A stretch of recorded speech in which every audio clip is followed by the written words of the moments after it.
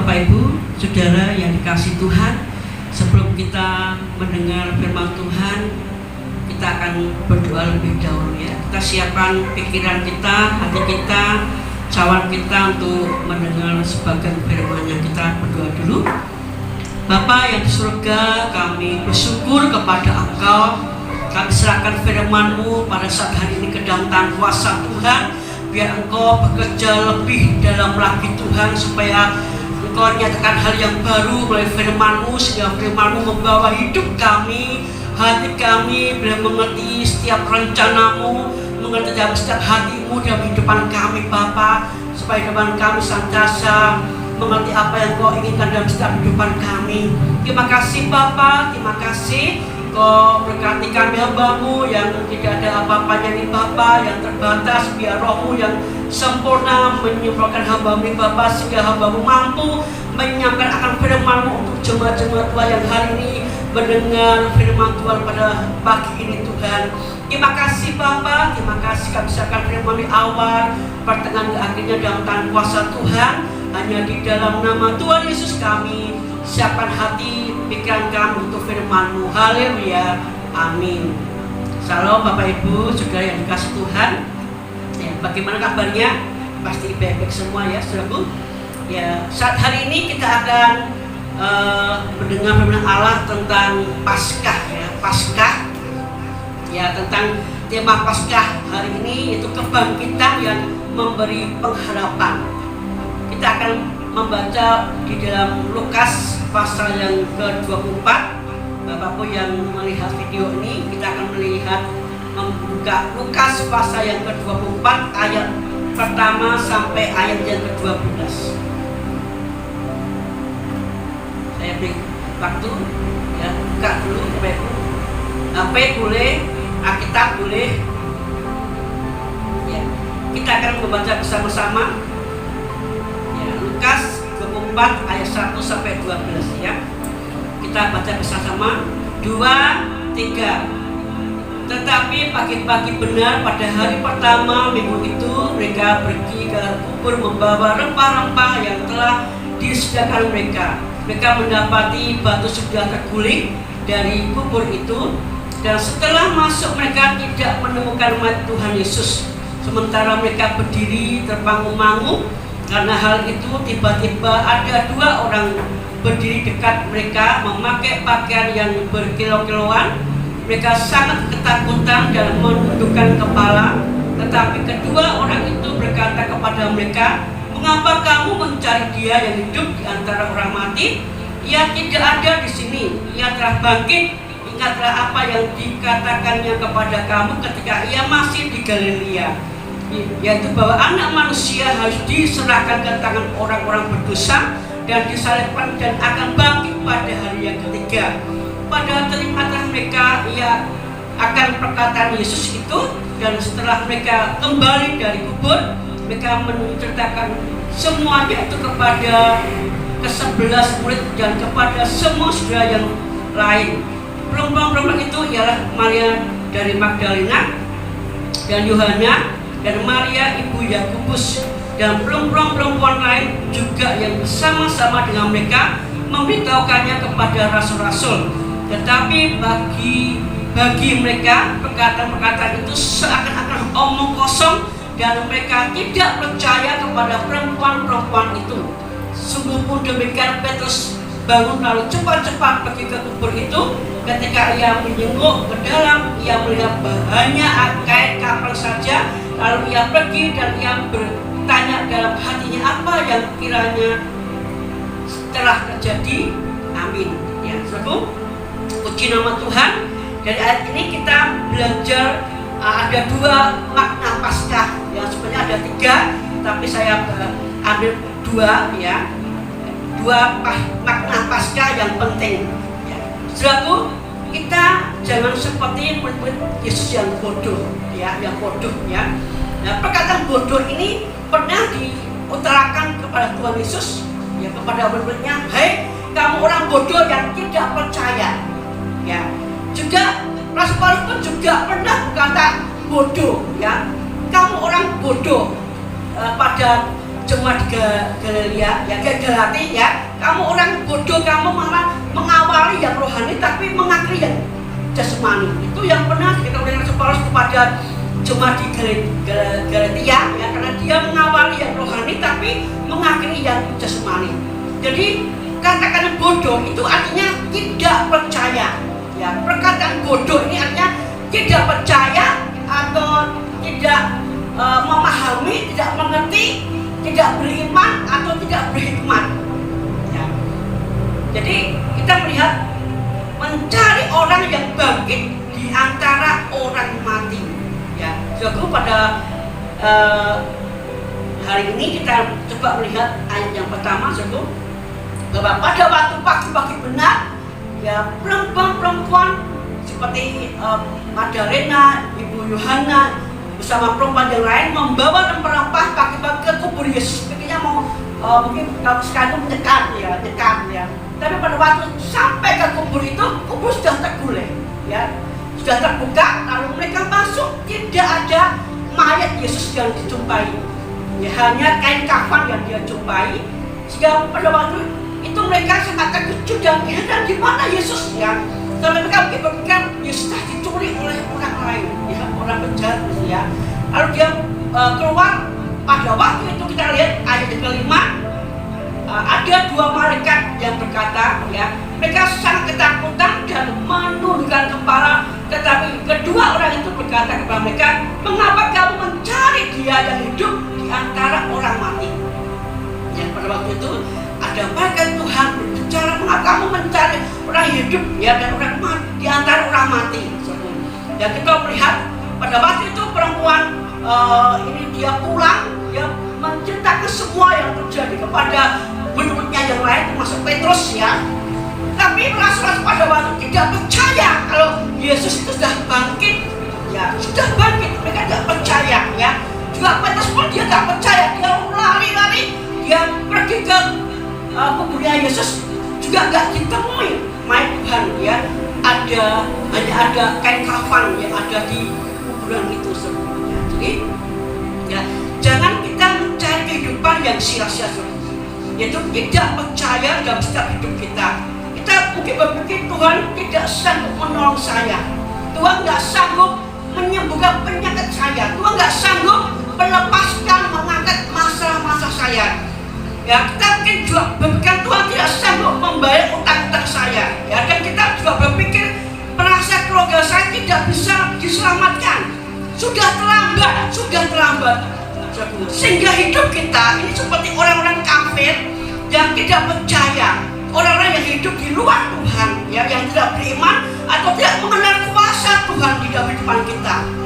Ya, mari Bapak Ibu, jangan sampai hidup kita yang sudah menjadi anak Tuhan ini sudah bertahun-tahun, ya, mengiring Tuhan, jangan sampai kita menjadi orang yang bodoh, orang yang tidak percaya akan setiap firman-Nya, apa yang dikatakan oleh Tuhan, firman-Nya itu harus kita belajar untuk mempercayai. Jangan sampai seperti Petrus ini yang tidak percaya, ya, sampai dia kembali ke kubur, yang menengok Yesus karena perempuan sudah mengatakan bahwa Yesus tidak ada, tapi Petrus tidak percaya, ya. Jangan sampai itu terjadi di depan kita, Bapak Ibu.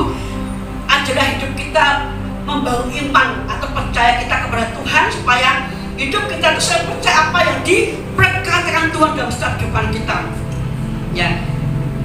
Jadi Bapak Ibu, jangan sekali-kali kita berkata tidak mungkin, tidak bisa, ini mustahil, ya. Kalau Bapak Ibu menghadapi berbagai masalah, mungkin Bapak Ibu besar banyak, dan kita nggak sanggup membebaskan diri kita, nggak bisa melepaskan masa kita, ya, sampai kita bilang ini nggak mungkin, ini nggak bisa terjadi, ya, ini mustahil. Tapi bagi Tuhan tidak ada yang mustahil, bagi Tuhan nggak ada yang tidak bisa, semua dapat dilakukan oleh Allah. Amin, Bapak Ibu, ya, amin, ya, bahwa tidak ada yang mustahil bagi Tuhan, apapun dapat dilakukan oleh Allah di dalam kehidupan kita. Juga kita nggak pernah jangan kita berkata sudah terlambat, ya. Jangan sampai kita bilang sudah terlambat. Tidak ada sesuatu yang tidak terlambat, ya. Itu hal yang terlambat dalam depan kita, karena Allah berjanji Tuhan nggak pernah menolong kita, ya, dalam waktu yang Tuhan nggak menolong kita, tidak tergesa-gesa, juga nggak terlambat. Itu firman-Nya, ya. Pada waktu kita membutuhkan pertolongan itu, Tuhan pasti pas pada waktu kita membutuhkan, Tuhan menyatakan pertolongan dalam kehidupan kita. Itulah firman Tuhan dari strategi kita, itu Allah kita. Itu apapun yang terjadi atas kita belajar untuk percaya setiap firman yang Tuhan ucapkan dalam kehidupan kita. Ingat Bapak Ibu bahwa Yesus mati. Ya, memang pada hari ini kita memperingati hari Paskah, di mana kita artikan Paskah itu hari kematian Tuhan. Memang Allah kita, Tuhan Yesus mati, ya. Tetapi pada hari yang ketiga Tuhan berfirman, pada hari yang ketiga Dia bangkit dan hidup. Ya, saudaraku, pada saat ini saya tidak saja menyampaikan tentang Paskah, tentang kematian Tuhan. Kalau saya menyampaikan firman Tuhan tentang Paskah, itu tentang Tuhan mati lalu titik, ya, sudah selesai, ya, rampung, ya, tidak ada kelanjutannya, ya. Berarti Allah kita ya membahas Allah yang mati aja. Karena biasanya kalau kematian itu ada sambungannya, ada kaitannya dengan kebangkitan, ya, ada kebangkitan.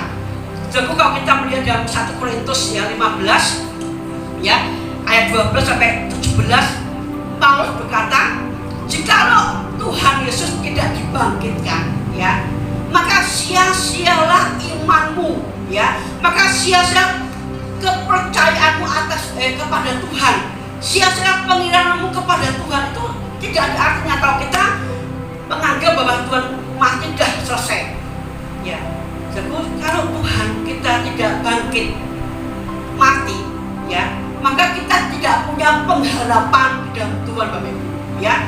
Kalau Bapak Ibu melihat orang mati, ya, orang mati itu tidak bisa berbuat apa-apa, ya, merem, ya, tangan pun tidak bisa beraktivitas, tidak bisa berjalan, ya, tidak bisa ngomong, tidak bisa menolong kita, ya. Itu orang mati. Nah, kalau kita membayangkan Yesus mati, ya, dan Dia nggak bangkit dan hidup, maka kata Paulus, sia-sialah iman kita. Maksud kita menaruh pengharapan kita kepada orang mati, Allah mati, atau percaya kepada Allah yang mati, itu apa? Nggak ada artinya, sia-sia semua. Jadi kita nggak punya pengharapan dalam Tuhan, ya. Tetapi puji nama Tuhan, Bapak Ibu, bahwa Yesus itu mati dan bangkit pada hari yang ketiga. Ya, ini puji nama Tuhan, ya. Berarti kita punya Allah yang hidup, ya, Allah yang hidup, Allah yang bangkit, Allah yang hidup. Jadi kita punya pengharapan di dalam Tuhan, ya. Seperti pujian bab ya hidup, ya, ada hari esok. Bab ya hidup, ku tak gentar, karena ku tahu Dia pegang hari esok. Hidup jadi berarti bab Dia hidup, ya. Hidup kita berarti, Bapak Ibu, ya. Kalau kita melihat Yesus bangkit dan hidup, hidup kita berarti. Karena kalau Yesus mati, maka kata firman Tuhan, ya, di ayat 17, kamu tetap hidup di dalam dosa. Ya, kalau Tuhan Yesus mati, maka hidup kita tetap di dalam dosa. Hidup kita tetap dalam hukuman Allah, dan kita masuk dalam api neraka, Bapak Ibu. Tetapi kalau Allah itu bangkit dan hidup, kita punya pengharapan, ya. Jadi hidup kita berarti, hidup kita punya bagian, ya, yaitu kerajaan surga. Kita akan tinggal bersama dengan Tuhan untuk selama-lamanya. Itu pengharapan kita. Jadi tujuan kita ini Tuhan, tugas finishnya kita akan berjumpa dengan Tuhan untuk selama-lamanya. Itu pengharapan kita di depan kita sesungguhnya. Ya, baik itu Bapak Ibu, kita akan melihat kematian saja dapat atau bisa dikalahkan oleh Yesus. Apalagi penyakit kita, masalah-masalah kita, persoalan hidup kita, ya, Dia akan lebih mampu menolong hidup kita. Ya, kematian itu bisa menerobos. Ya, Tuhan bisa mengalahkan maut, mengalahkan dosa, mengalahkan hukum Taurat. Ya, dan tidak ada kuasa manapun yang sanggup menahan kebangkitan Tuhan, Bapak Ibu, ya. Tidak ada kuasa manapun juga, kuasa kegelapan, kuasa iblis, kuasa Lucifer, tidak bisa menahan untuk Yesus bangkit. Ya, itu dasar luar biasa. Jadi kita punya Allah atau Tuhan yang bangkit dan hidup. Ya, jadi kalau Tuhan mampu mengalahkan dosa, mengalahkan maut, hukum Taurat ya, apalagi masalah yang Bapak Ibu hadapi hari ini. Mungkin hari Bapak Ibu punya berbagai masalah ya, mungkin dalam rumah tangga, ekonomi, keuangan, pekerjaan, kita biaya sekolah, kuliah yang kita mungkin nggak mampu untuk membiayai mereka, nggak mampu untuk mungkin mencukupi kebutuhan hidup kita 1 bulan, tapi kita percaya bahwa kita punya Allah yang bangkit dan hidup, dan kita punya pengharapan yang pasti dalam Tuhan. Jadi apapun yang masalah kita hadapi, Tuhan sanggup melepaskannya. Amin Bu, ya, amin ya. Tuhan sanggup mengangkat masalah-masalah kita. Dia sanggup memberikan jalan keluar dalam setiap proses depan kita. Asal kita percaya kepada Tuhan, percaya kepada Yesus yang Tuhan telah bangkit pada saat hari ini ya. Kalau kita melihat dalam 1 Korintus 15 ayat yang 55 sampai 56, coba kita baca dulu ya. 1 Korintus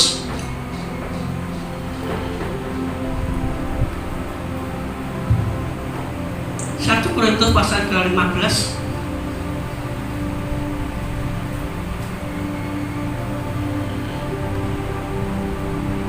ya, ayat ke-55. Hei maut, di manakah kemenanganmu? Ya, hei maut, di manakah sengatmu? Ya, sengat maut ialah dosa, dan kuasa dosa ialah hukum Taurat. Jadi Tuhan mengalami kemenangan ya, dari maut, ya, dari hukum Taurat, dari dosa ya. Dia mengalami kemenangan yang luar biasa sehingga dia sungguh bangkit dan dia naik ke surga, saudaraku ya. Sebab itu tidak ada yang mustahil bagi Tuhan, tidak ada yang sukar bagi Tuhan, apapun itu mungkin bagi Tuhan. Karena yang pertama, kuasa Tuhan tanpa batas. Ya, yang pertama, kuasa Tuhan tanpa batas. Jadi kuasa Tuhan kita tuh tidak terbatas. Ya, seperti pujian, tak terbatas kuasa-Mu Tuhan. Ya, semua dapat Kau lakukan. Apa yang kelihatan mustahil bagiku, itu sangat mungkin bagimu. Jadi tidak ada yang tidak mungkin bagi Tuhan ya. Apa yang kelihatan bagi kita itu mustahil, gak bisa, ini dalam kutu gak bisa nih. Tapi bagi Tuhan tidak ada satupun yang tidak mungkin. Semua dapat diselesaikan oleh Allah. Karena Allah kita bangkit dan hidup, dan dia sudah menang atas dosa, atas semua, dan atas hukum Taurat. Bapak Ibu, pada saat Bapak Ibu coba lihat di dalam Perjanjian Baru, di Matius, Markus, Lukas, Yahya, pada waktu itu Yesus hidup di 2000 tahun yang lalu, dan dia menghadapi berbagai masalah orang-orang pada waktu itu. Setiap orang yang datang kepada Yesus, dia punya masalah. Ada yang buta, ada yang lumpuh, ada yang tuli, ya, ada yang bungkuk, ada yang pendarahan sampai 12 tahun, ya, dan yang mati dan dibangkitkan. Ya, banyak orang-orang yang punya masalah pada waktu itu. Setiap dia datang kepada Tuhan, dia pulang membawa kemenangan, kesembuhan, kelepasan. Ya, kalau Bapak melihat dalam Perjanjian Baru tidak ada satupun yang sia-sia mereka datang sama Tuhan. Misalnya datang buta, pulang buta, tidak. Mereka datang buta, pulang dia bisa melihat. Itu kuasa kebangkitan di dalam Tuhan untuk manusia pada waktu itu. Nah, kuasa Tuhan tidak hanya berlaku pada 2000 tahun yang lalu, tapi kuasa Tuhan itu juga berlaku untuk hidup kita sekarang, zaman sekarang ini. Bahwa kuasa Tuhan sanggup juga menolong apa yang Bapak Ibu hadapi hari ini. Mungkin kita angkat tangan, semua jalan buntu, gak ada jalan keluar untuk permasalahan depan kita. Mungkin kita sampai pusing, stres ya. Ingat Bapak Ibu bahwa kita punya Allah yang bangkit dan hidup, punya pengharapan akan pertolongan Tuhan itu akan nyata di depan kita. Asal kita percaya, itu yang Tuhan senang di depan kita. Ya, Tuhan bilang berbahagia orang yang tidak melihat tapi dia percaya. Tuhan lebih senang. Ya, Tuhan lebih senang ya umat Tuhan yang percaya, walaupun nggak kelihatan tapi percaya akan kuasa Tuhan.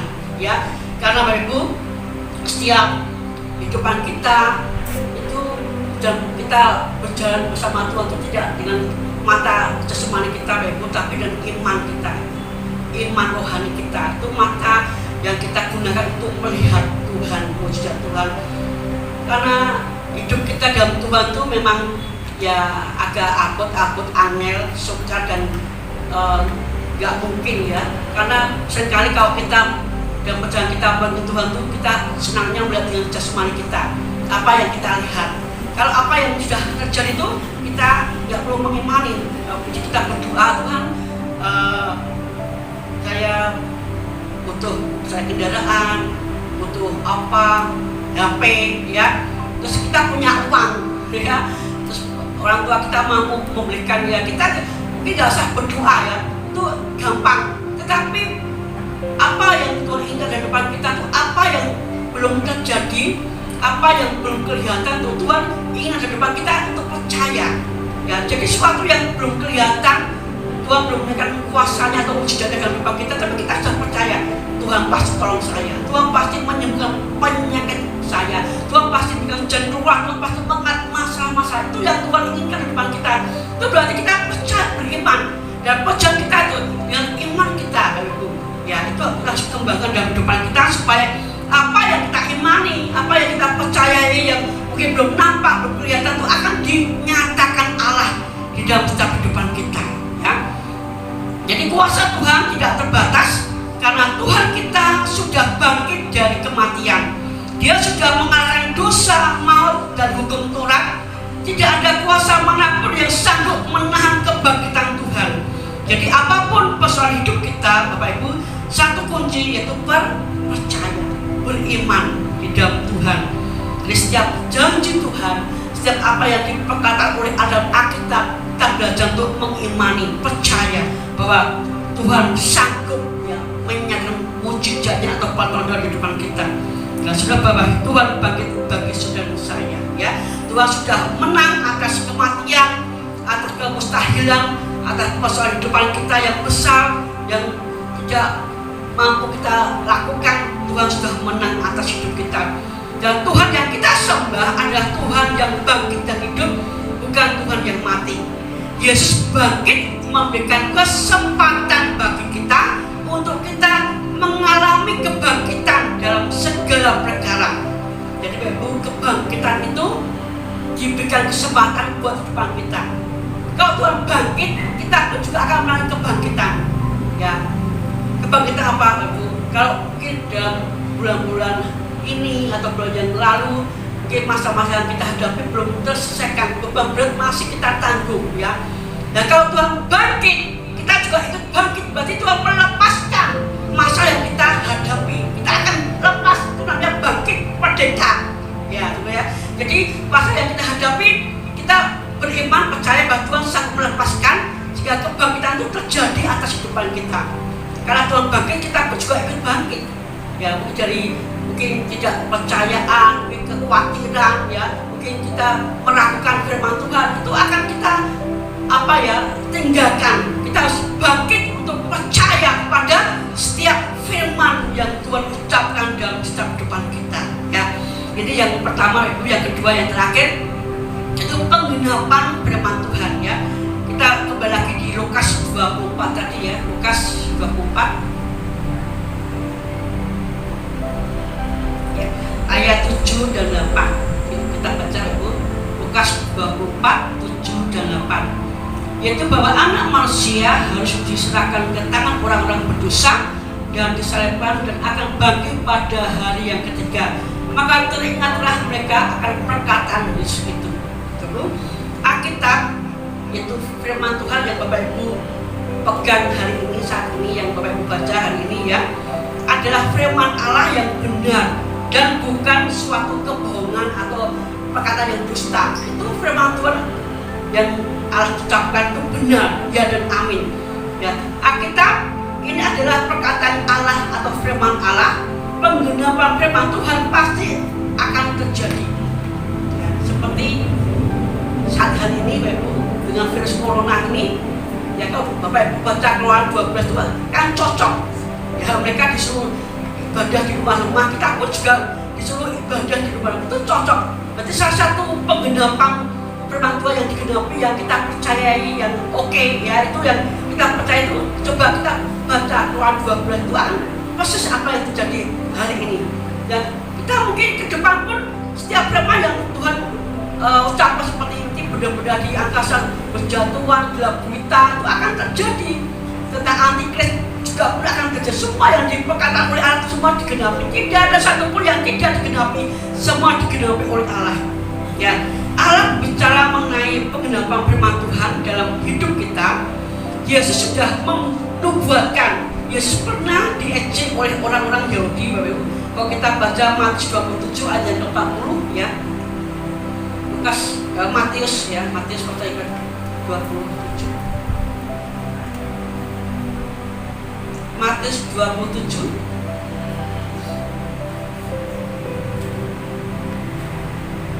ya, ayat yang ke-40 kita baca Ibu ya. 2, 3. Mereka berkata, "Hai engkau yang mau merobohkan bait suci dan mau membangunnya kembali dalam 3 hari, selamatkanlah dirimu jikalau engkau anak Allah, turunlah dari salat itu." Ya. Pada waktu itu mereka tidak mereka lupa bahwa bait Allah itu di sini yang diartikan bait Allah adalah tubuhnya Kristus ya, tubuhnya Kristus ya, Betel. Dan Yesus sudah membuktikan itu, dia bangkit pada hari yang ketiga ya. Jadi pada hari ketiga dia bangkit itu, dia membangun tubuhnya kembali ya.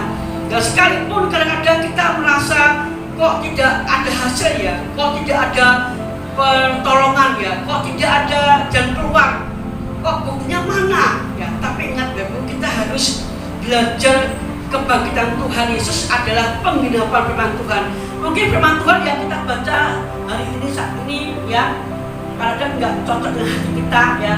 Masuk Tuhan menggenapi, masuk Tuhan kok menyatakan ya. Mungkin hari ini kita belum merasakan, tetapi ingat Bapak, suatu kali kelak ya, saat kita membaca firman Tuhan hari ini ya, mungkin hari ini nggak berguna bagi kita, tapi suatu saat akan berguna dan digenapi oleh Tuhan ya. Sebab perkataan Tuhan itu ya dan amin ya. Tidak ada satupun perkataan Tuhan yang tidak digenapi, semua digenapi ya. Seperti itu dengan berita Paskah pada hari ini, mari kita akan membangun untuk beriman kepada Tuhan, percaya sama Tuhan ya, bahwa kita punya Allah yang tidak mati, tapi dia mati dan bangkit dan dia hidup untuk selama-lamanya. Kita punya pengharapan dan Tuhan, dan apapun masalah yang kita hadapi hari ini, tidak ada yang tidak dapat diselesaikan oleh Allah. Semua dapat ya, ditolong oleh Allah, ada jalan keluar ya.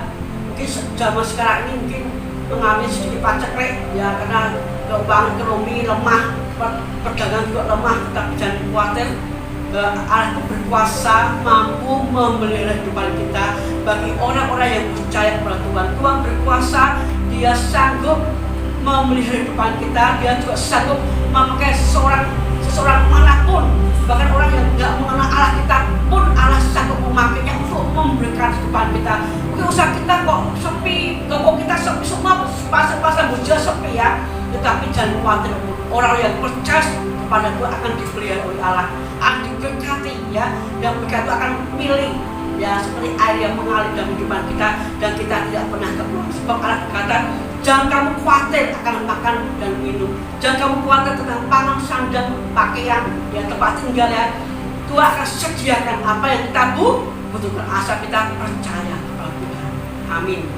Bapak Ibu, sekian Allah yang sanggup saya sampaikan, yang menjadi berkat rema dan kehidupan kita.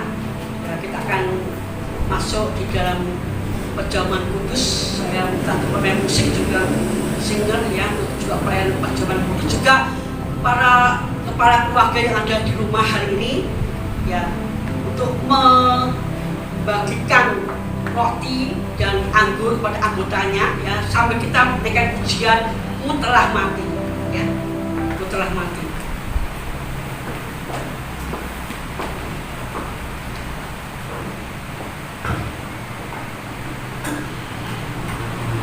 Bapak Ibu yang di rumah, kepala keluarga bisa membagikan roti dan anggur kepada anggota keluarganya ya, sampai kita dengan pujian, "Mu telah mati," ya.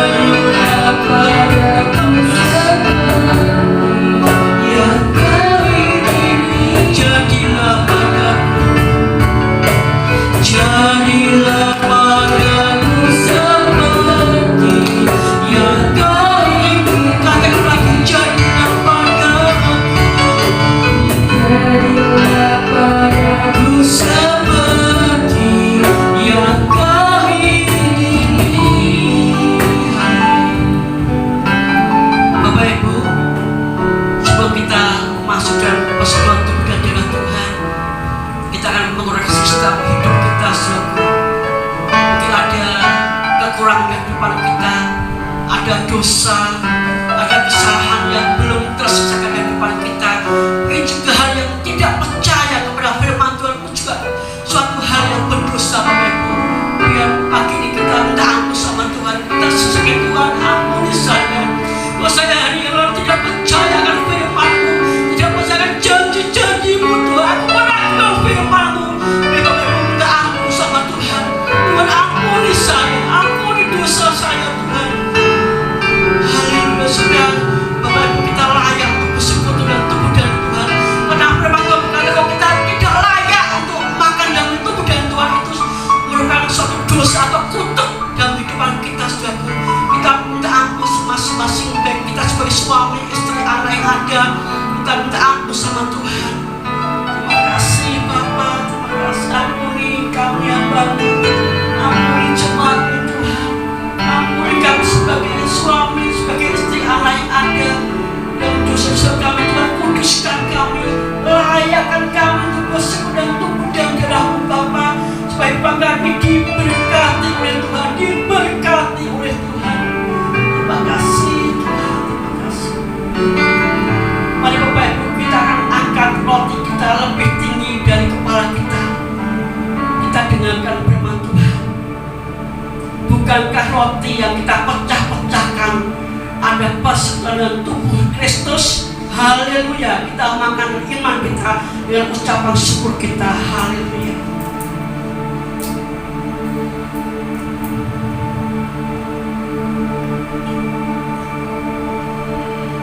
Terima kasih Tuhan. Terima kasih Tuhan. Terima kasih. Mari kita angkat anggur lebih tinggi dari kepala kita. Dengarkan firman Tuhan. Bukankah anggur yang kita minum ada persekutuan darah Kristus? Haleluya. Kita minum dengan iman kita dan ucapan syukur kepada Tuhan. Terima kasih. Kita angkat tangan kita, Bapak Ibu. Kita angkat tangan kita sebagai ucapan syukur kita kepada Tuhan. Kalau hari ini Tuhan sudah mati buat kita dan bangkit juga buat hidup kita. Kita bersyukur atas pengorbanan kesudahan kausa hidup kita, dosa-dosa kita. Kita dengan syukur pada Allah. Kita katakan darahnya Yesus menyucikan hidup kita. Haleluya. Terima kasih Tuhan. Terima kasih Bapa.